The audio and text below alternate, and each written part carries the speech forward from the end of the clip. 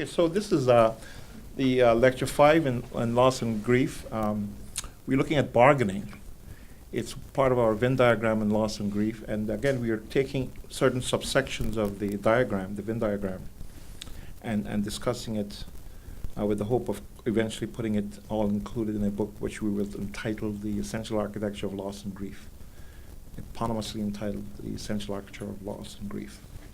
So we are focusing on bargaining today. Bargaining is a very important construct, and it can be viewed as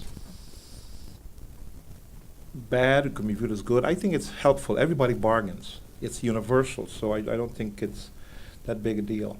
It's the way we develop the representational systems that we need in order to interact with each other and to practice.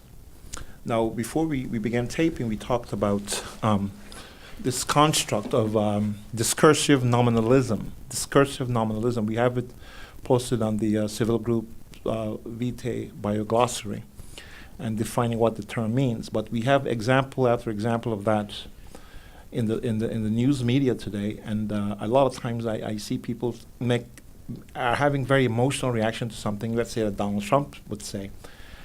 And I'm laughing because I'm saying to you that what he's saying, the words in itself doesn't mean anything. What he's going for is the affect, the emotion of what it is that he's saying.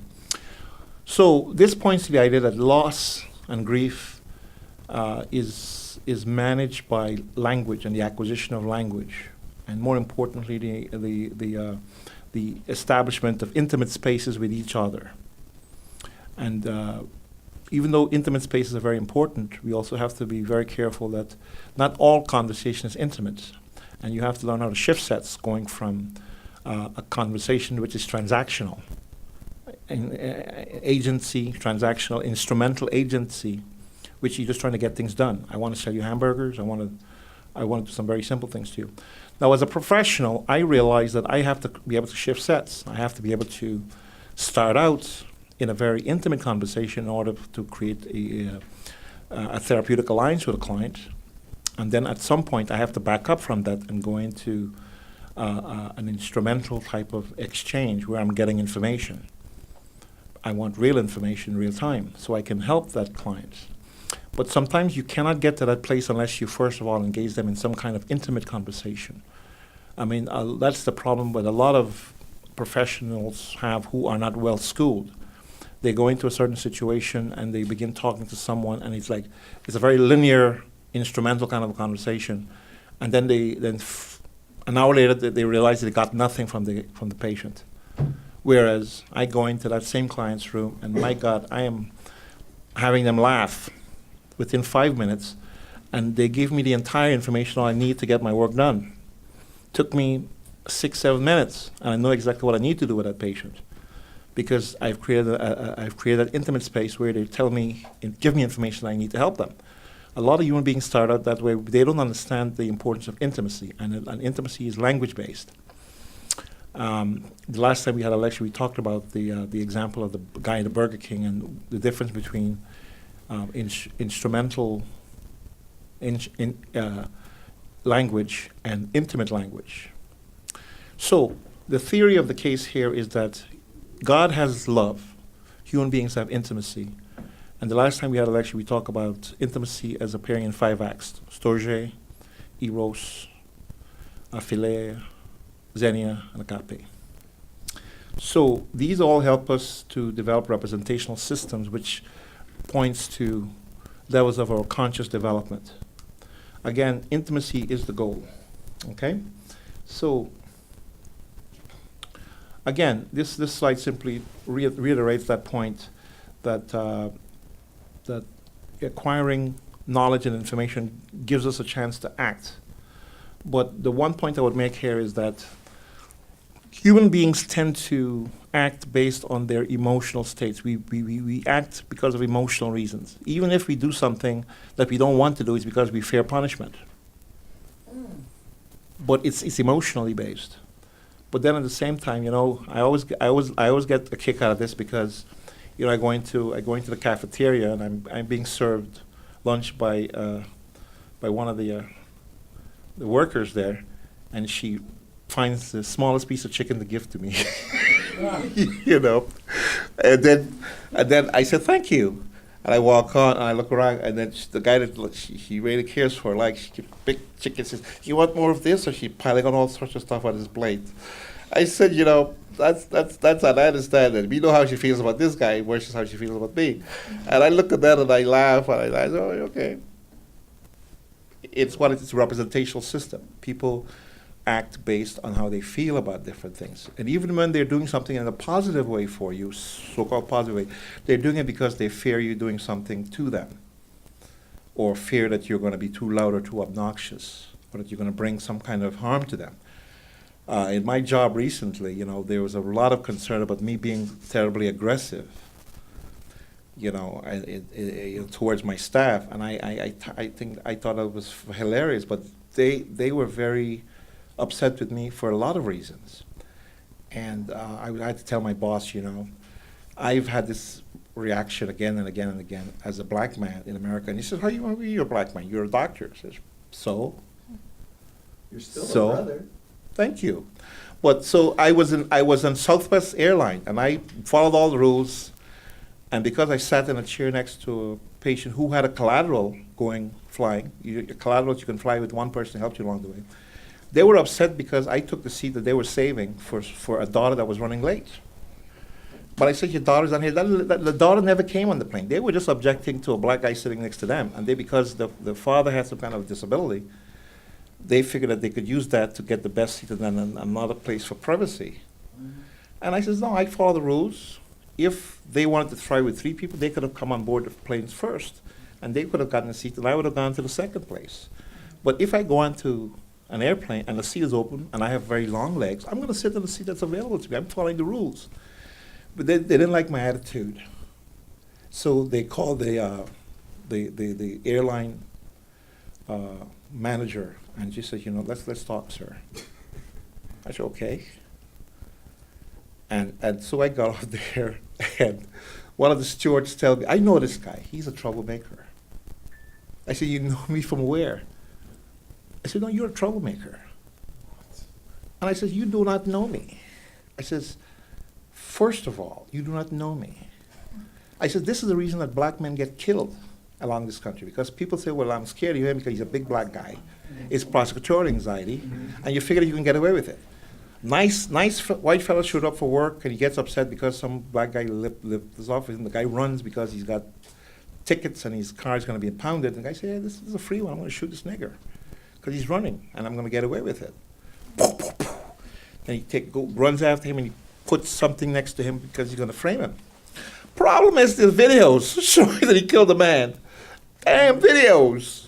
Yeah. So people use prosecutorial anxiety against people all of the time in order to establish a space, in order to do them harm, to limit them, or to do some other dastardly things towards them.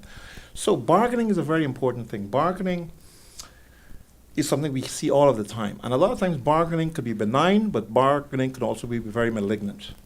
Bargaining is usually something that people engage in because it's a good idea. You see the slide. It's you want to get a good deal, you want to have a certain advantage. You're trying to understand. The one that I love best about it is you're trying to understand the choices available to you in a certain situation. The other part of bargaining is to obstruct, power unto death. It's to deny something of value to another person, and it's non-acceptable, it's melancholy. So it can be very malicious when you keep bargaining with someone. Oh, we don't know about Obama. He's a Kenyan man. We don't want to give him the community developmental bank, because we don't want to have him to have any kind of whatever. So also bargaining also can point to retardation, a lack of understanding, or trying to be able to establish that space for yourself. So, but bargaining has a very useful purpose. So what is the differential diagnosis in bargaining? What will other things look like? Lack of insight. Somebody who has schizophrenia, who can deny certain types of reality, is a type of bargaining. They have got an internal space and they're responding to internal stimuli. Depression could lead you to bargaining and non-acceptance, melancholia. Dementia can lead to bargaining, where you don't accept what's available to you. Trauma, traumatic psychosis, you could be in that moment where you're establishing some traumatic event and you don't know, you aren't able to have that dualistic memory where you're able to memorize things in the past and currently, because everything you're experiencing now seems relevant and important. Secondary narcissism, lack of intimacy or an ability to maintain relationships with other people also can give you a place where you're constantly bargaining. It could lead to poor moral character, and usually, you aren't willing to accept certain responsibilities for yourself. And again, mental retardation is one of the things we looked at before. So the other thing with bargaining is that bargaining must become acceptance in order to facilitate change. Human beings, just being in self means nothing unless you're doing something to become or in the process of becoming something else. Just being in self is nothing. I mean, I could just be a doctor and I could be at Burger King right now eating about 10 cheeseburgers, but I would not be accomplishing anything. I'm here because I want to become somebody who can talk about some very important things for me in my professional life. And so even though it's not easy, it is what I want to do. So I'm being and becoming something else. And so that becomes very important because every one of us has that choice. We can get information and act intentionally. Edmund Husserl, acting intentionally in order to become and becoming. Will to power, very important stuff. You're doing the right thing because of moral sentiment. A lot of times you do things not because it's rational. You do it because it feels good and it's emotionally something that you need to do. And that is what Hegel will talk about, the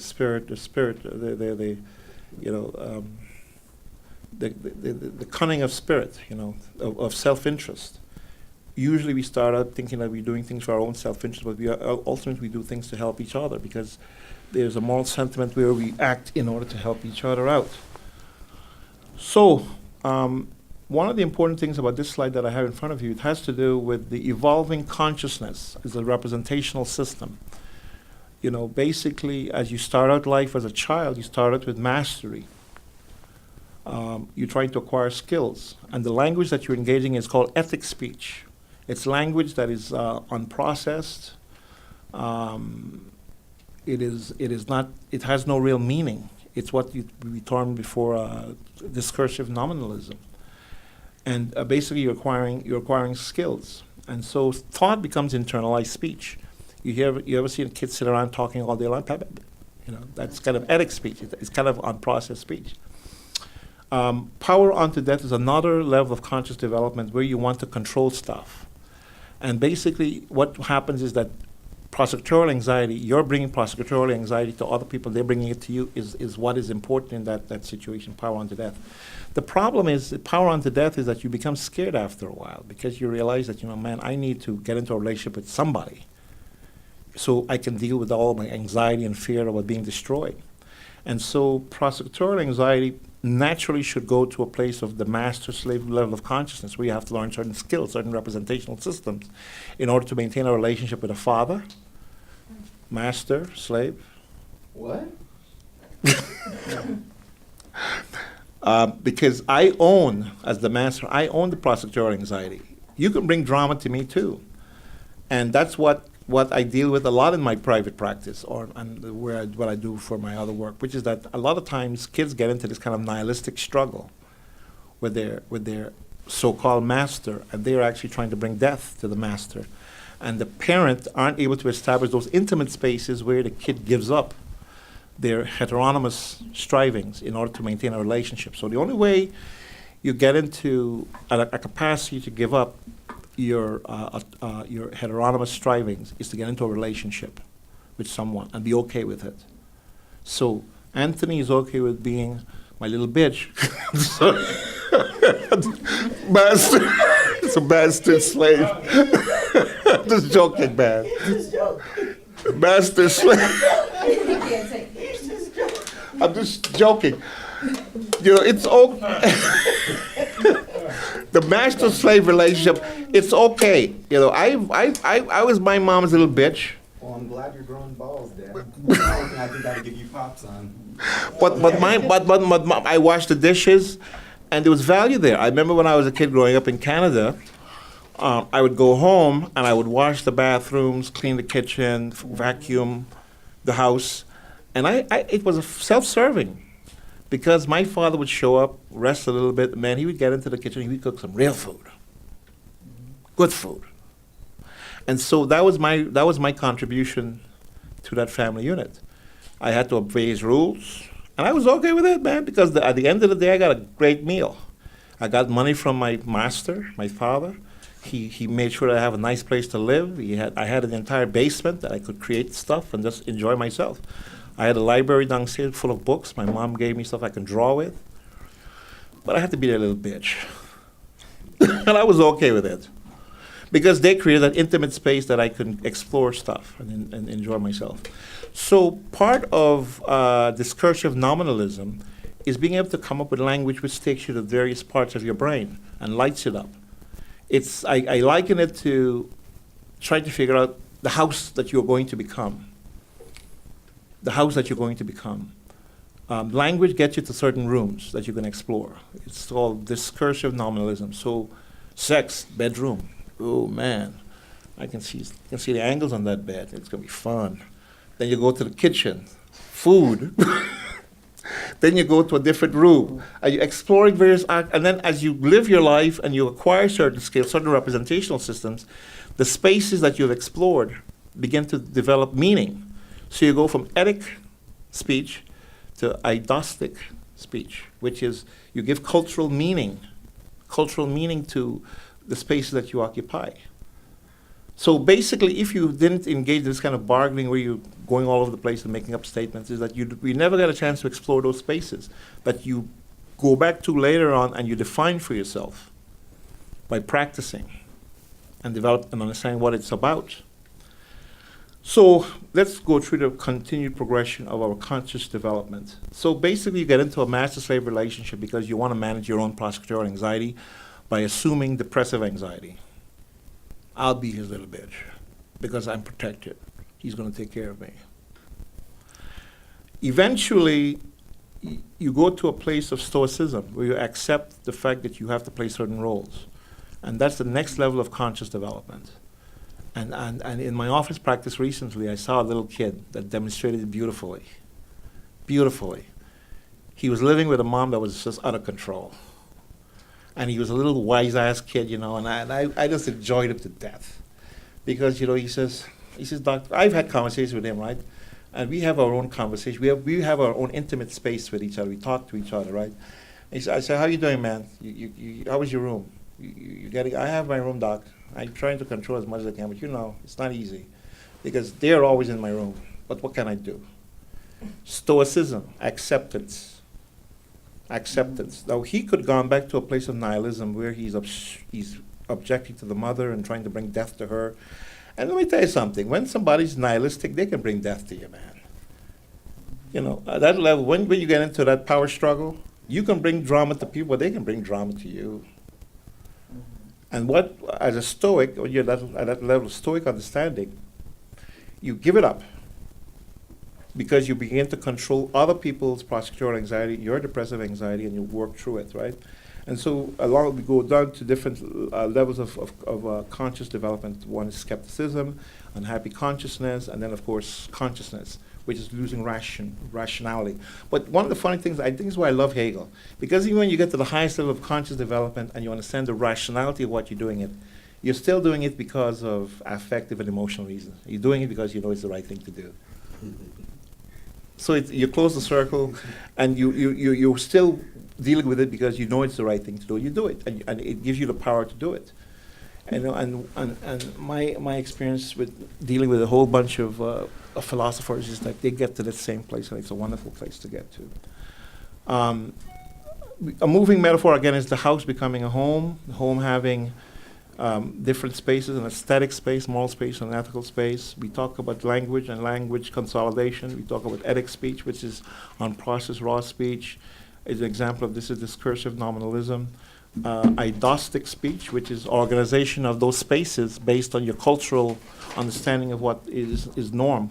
And eidetic speech, which is the visualization of those spaces where you can have an imagination. Man, I like my bedroom, boy. It's not just for sleeping, you know. What stays in Vegas don't always stay in Vegas.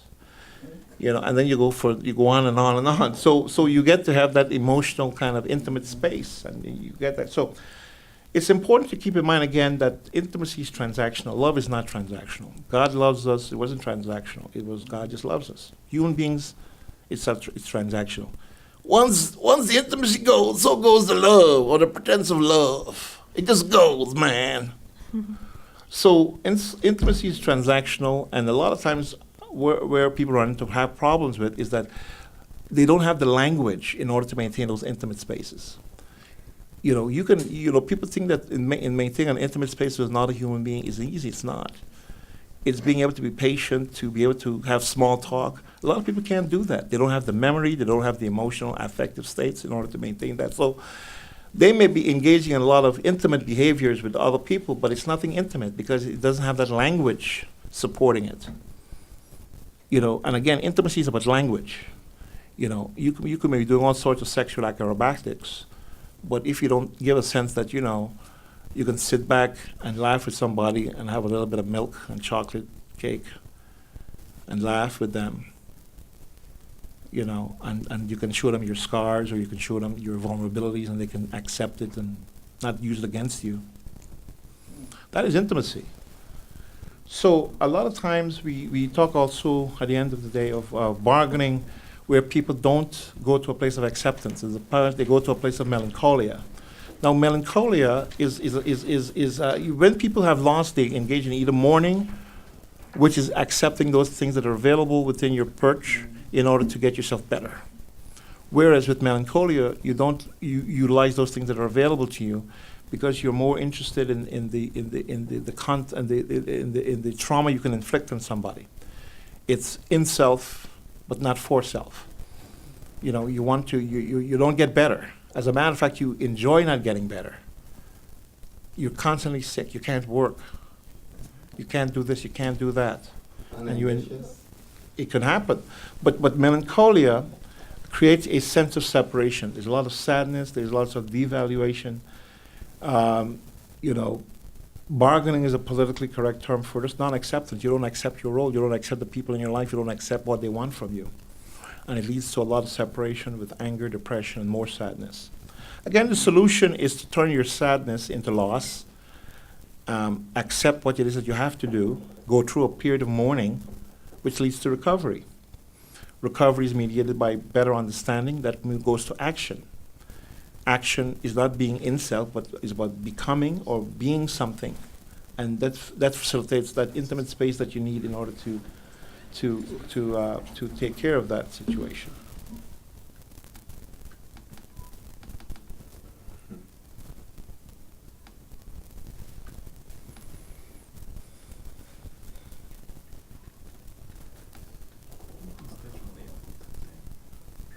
Okay, so again, this is our last slide in this presentation before we open it up to the floor. I'll do a little bit of a kind of an epilogue, but basically, the one concern I have is that people who engage in bargaining again could have multiple purposes, but one of the things that bargaining can do is a power unto death, where you simply don't get better because bargaining goes to a place of melancholic grief. With melancholic grief, you have continued separation, sadness, devaluation, you're constantly bargaining, you don't accept what is necessary for you to get better. And so that's sadness. Sadness is a place of cognitive not understanding why it is you're sad. You know, you run into those people, they're just sad, they don't know why they're sad. The minute you go from being sad to understanding what your sad is about, it becomes loss. And when it's loss, and during loss,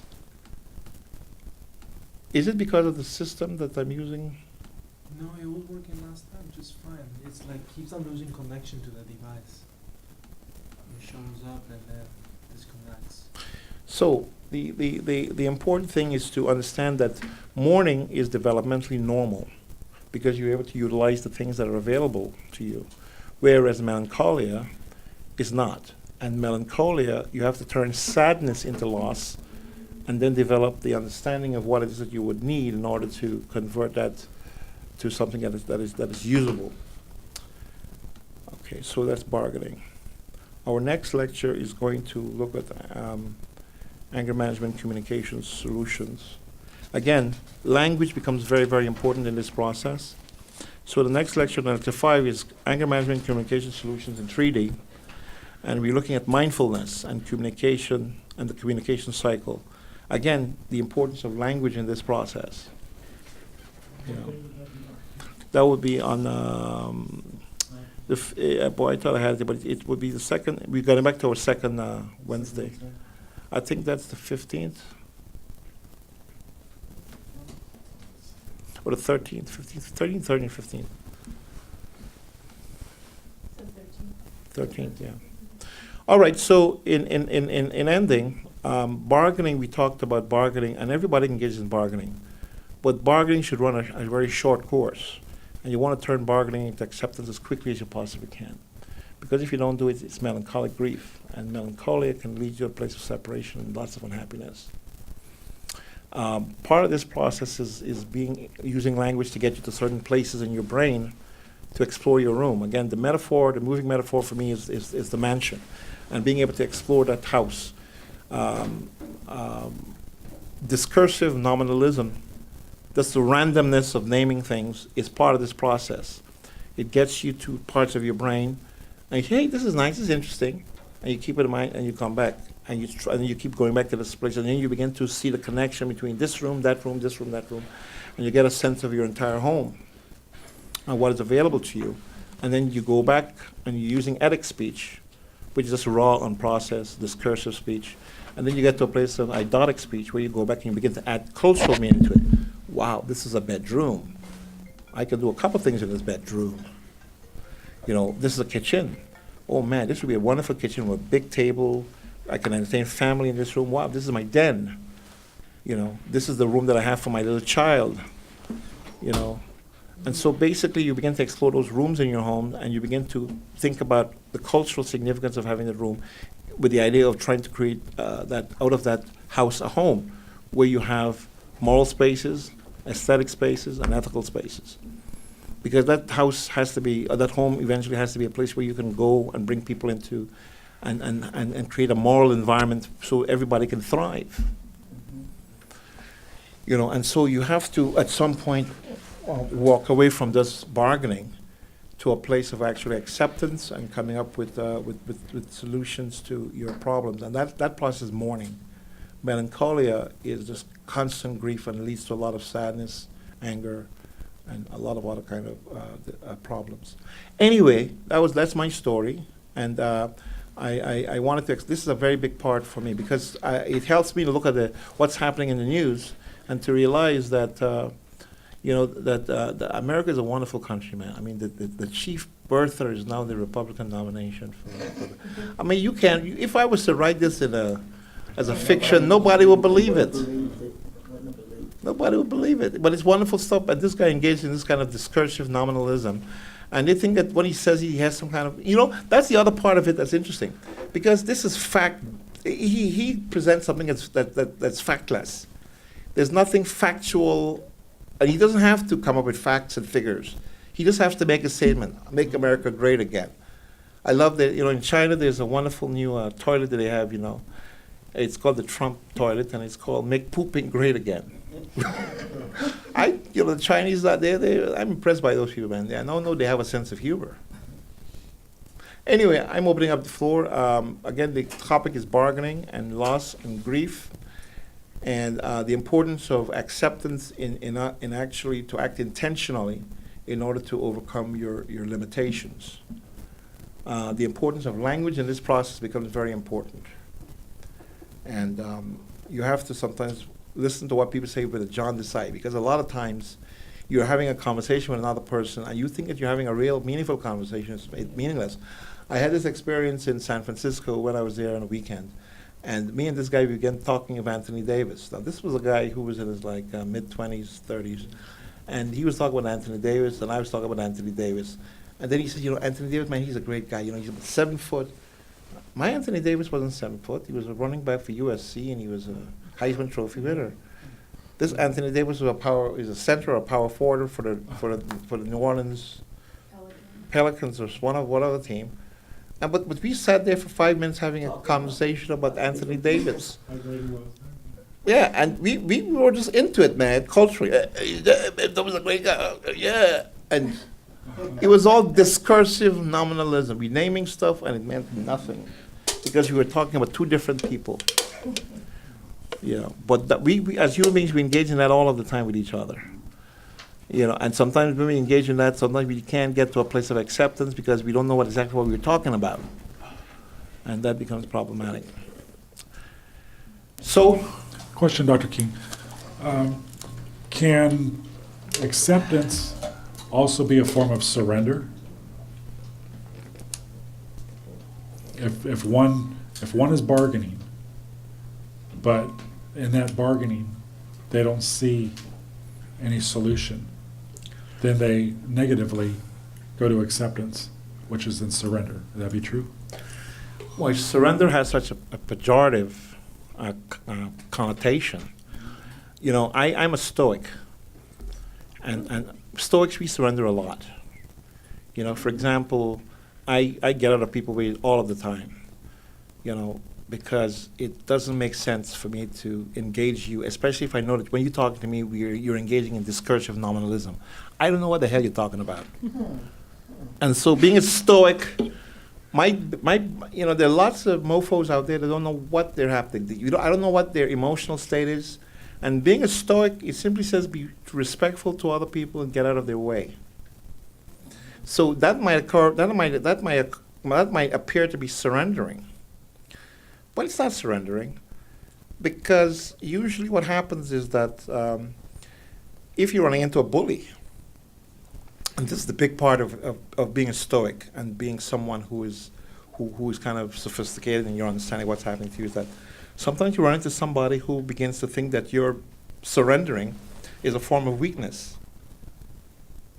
And so sometimes, you know, you can raise your voice or act really big and tough and all that. And he said, you know, and I do it the old-fashioned way. I say, you know, I'm from Brooklyn, man. And, what is it about me that you don't respect? Do I look like a punk? Do you think you can intimidate me? Is that what you're trying to do? You're trying to intimidate me? Yeah, what you really trying to do? You're trying to intimidate me, Bubba? And immediately in that connotation, there's a sense that, no, this dude is not. I set the tone for you. I said, I'm from Brooklyn. You don't intimidate me. And I'm just having fun with you. I'm using humor. My next stage would be, motherfucker, get out of my face before I break my foot off your ass. Get the fuck away from me. Man, I wish you would. No, but that, you see, basically that's a representational system. I started with humor. And at some point, I said that kind of schmack to people that I'm not really concerned about. But if I'm talking to a guy who has a tattoo in the middle of his forehead, I said, man, you are the man. I'm gonna get out of your way, dude. And I'm off to someplace else because I'm smart enough to know that this fool got nothing to lose. That what a big old pentagram in there. You know, and so I use humor to get out of that situation. But some people, you have to do them a favor to demonstrate to them that they're doing things that is potentially dangerous for themselves. You don't know who you're talking to. But sometimes I don't have to educate people all along. Sometimes I just want to get out of that situation.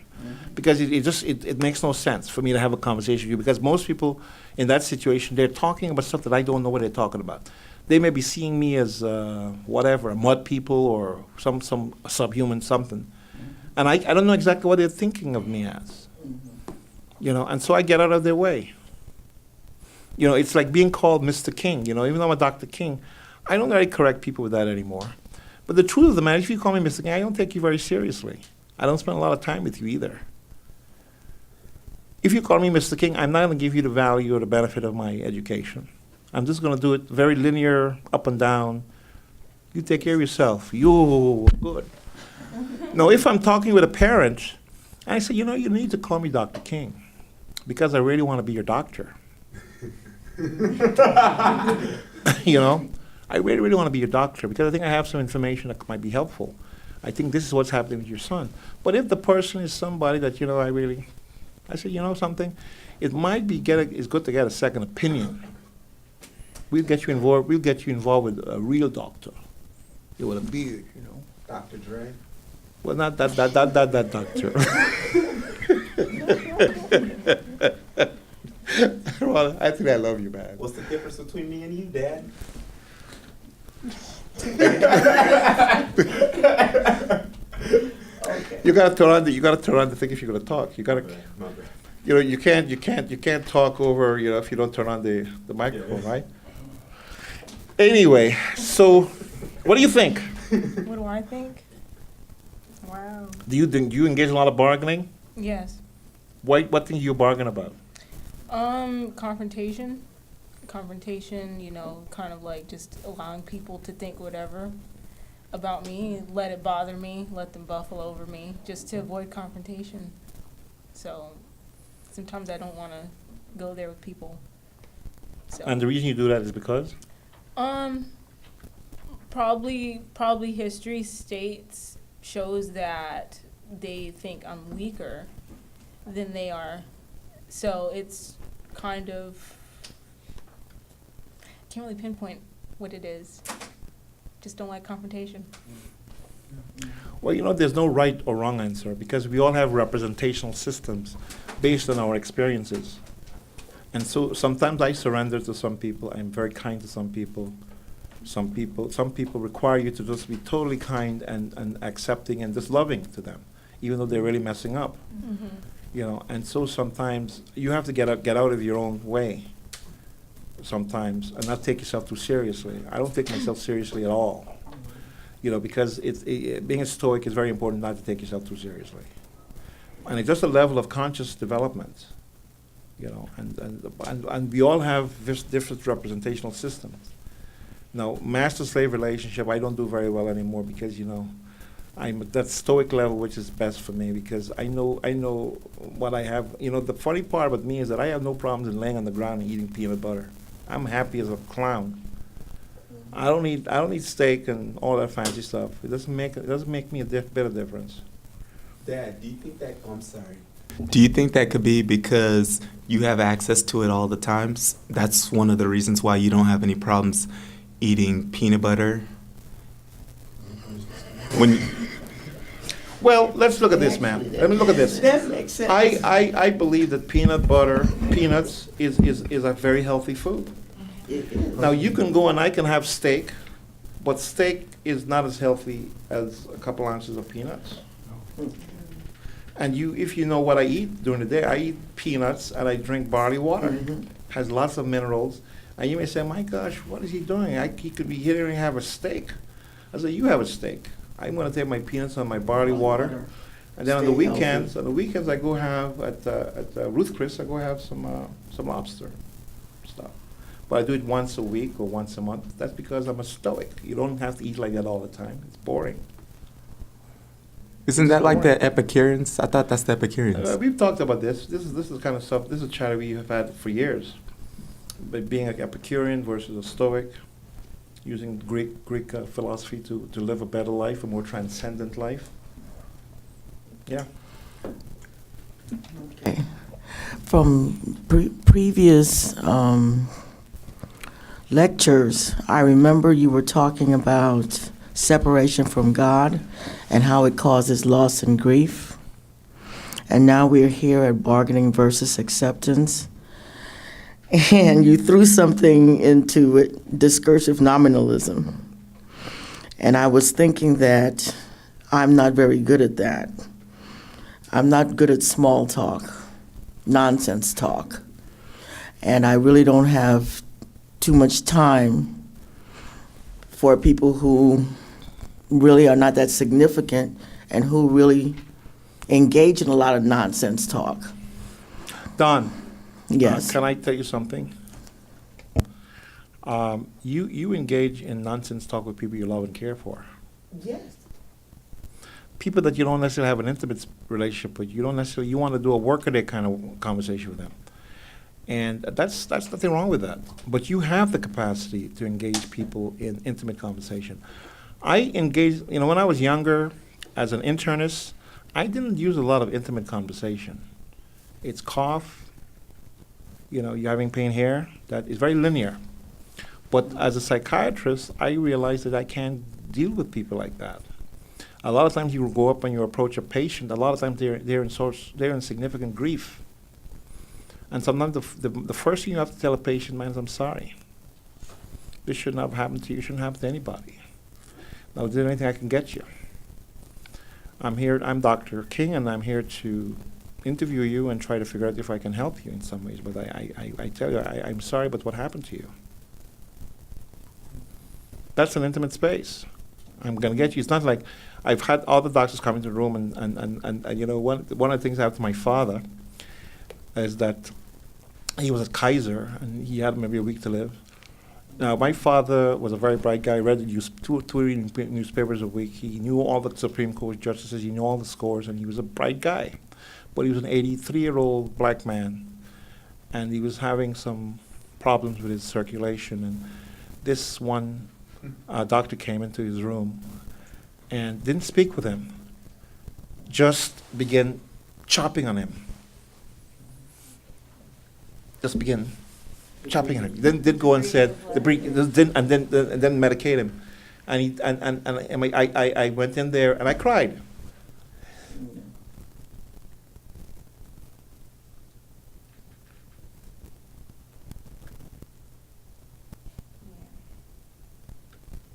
I cried because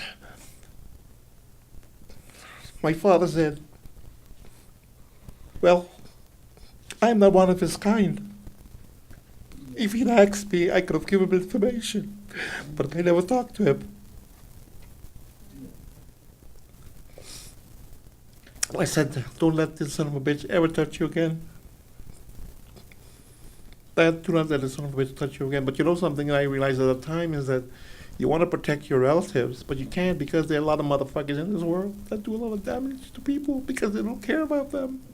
That's true. Yeah. They just don't care.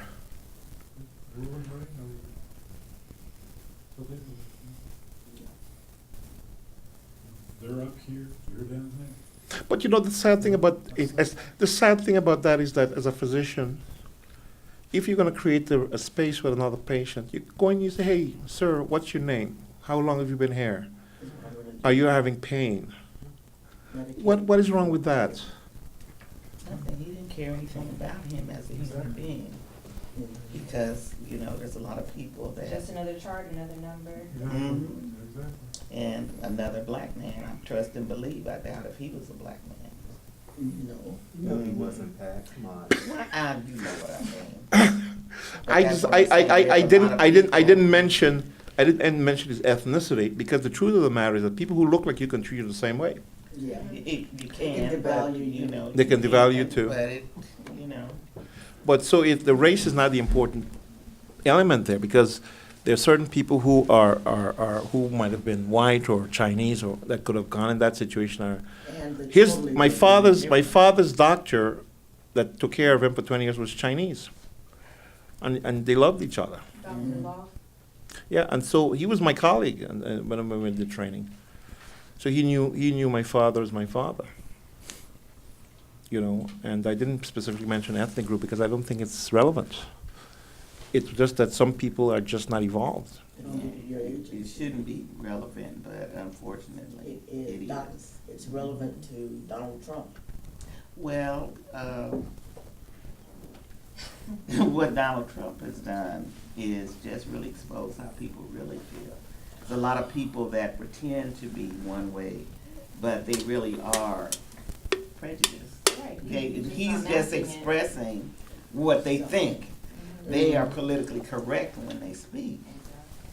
But what they're really thinking is, yeah, get them a wall, get them, hey, Hey, get them a wall, get them a tunnel, whatever you gotta do, Dig it. and get rid of them. You know, we don't need the Indians, we don't need the Muslims, we don't need the Mexicans, we don't need the black people, then what does that leave? You know, but it just shows because he's sitting up there and he's saying nothing. He has, like Dr. King was saying earlier, no facts. Don't need Who facts. can he, that's what I'm saying, is he don't even need facts. He just stand up there talking stupid. And he became the nominee. Just sit up there talking stupid. You know, I've always said, my God has a sense of humor, man. My God is the funniest. I go home and I talk with him all the time, and we roar. We roar. I swear, when I'm home by myself, I am roaring. Because my God has a funny sense of humor, man. He says that these people are just full of it, Aubrey. Just keep doing what you got to do. And I said, fine. He says, when you're ready to take me off this place, come on and get me, man. I'm not too bad about it. You know? You know? Because these are people here that are not very nice. There's no intimate space here. You know, Bono has a beautiful song, and I've been channeling it for weeks now. And it's Every Breaking Wave. And there's a stanza. These guys are brilliant poets. I mean, they really are. Those are poets of this age. And in Every Breaking Wave, Bono said, you know, every shipwrecked soul knows what it's like to live without intimacy. I thought I heard the captain's voice, but I couldn't listen while you preach. I thought that was spot on. It just touched me in the deepest way, you know, because living without intimacy is what we all find ourselves with at times. And sometimes the only thing that can come back into that space is when you listen to the captain's voice, of course, is a beautiful poetic reference to God's voice. And a lot of times the thing that kind of crowds that out is people preaching at you and telling you what you should hear and what you should do and things like that. Every breaking wave. Every shipwrecked soul knows what it's like to live without intimacy. I thought I heard the captain's voice, but I can't listen while you preach. That's poetry, man. It's poetry. Lovely stuff. No, in reference to what you were talking about, Becky, when you were saying that you don't like confrontation, and so you just have acceptance and just accept whatever people do, sometimes you have to put your foot down and get your agency back, because people will devalue you and make you feel less than. And if you allow them to do that, then I don't know. Well, I have a somewhat different opinion. Okay. And I talked, and I don't know if I was terribly clear about it, but there's different level of conscious development and representational systems.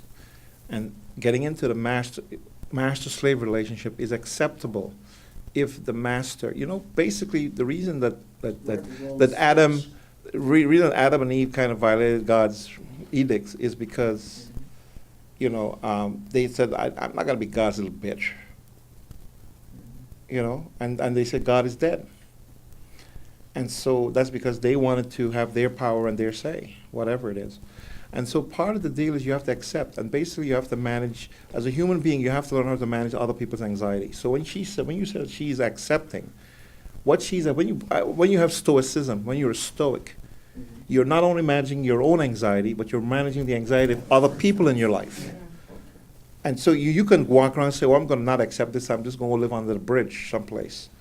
But then when you do that, you know, I keep telling my son, he said, Anthony, man, I could go live in Belize or in Rio, you know, all those cute chicks, man. But that's going to last for about 6 days. That long? Maybe less. I know it's only going to last that long, because basically this is where the fight is. The fight is to being and becoming is very important. That's what God knows that you have to do. You have to be and becoming, and that's what the struggle is. And part of that level of conscious development is stoicism.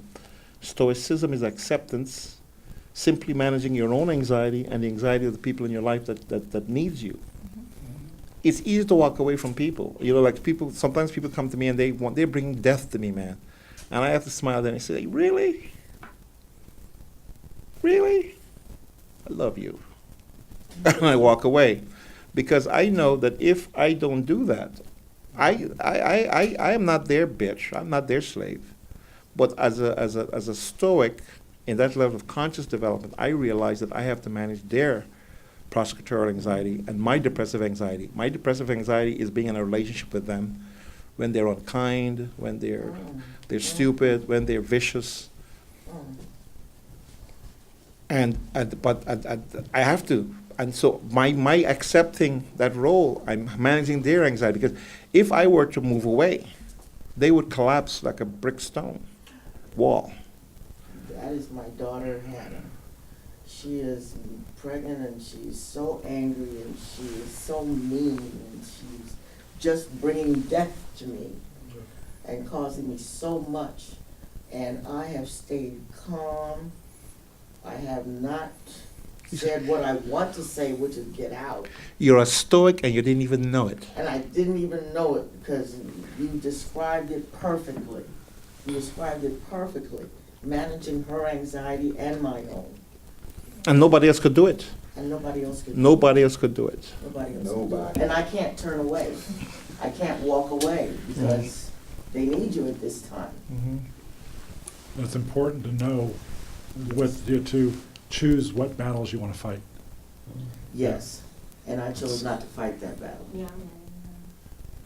You learning? You still fighting battles?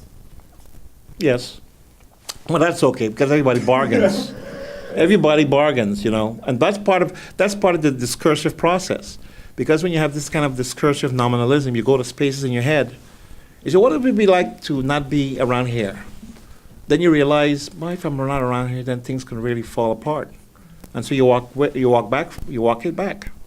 Yes. So the whole idea of discursive nominalism is that you're able to explore certain spaces before you occupy it fully.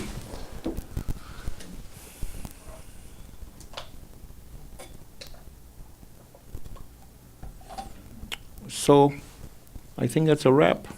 Thank you. All right. Thank you.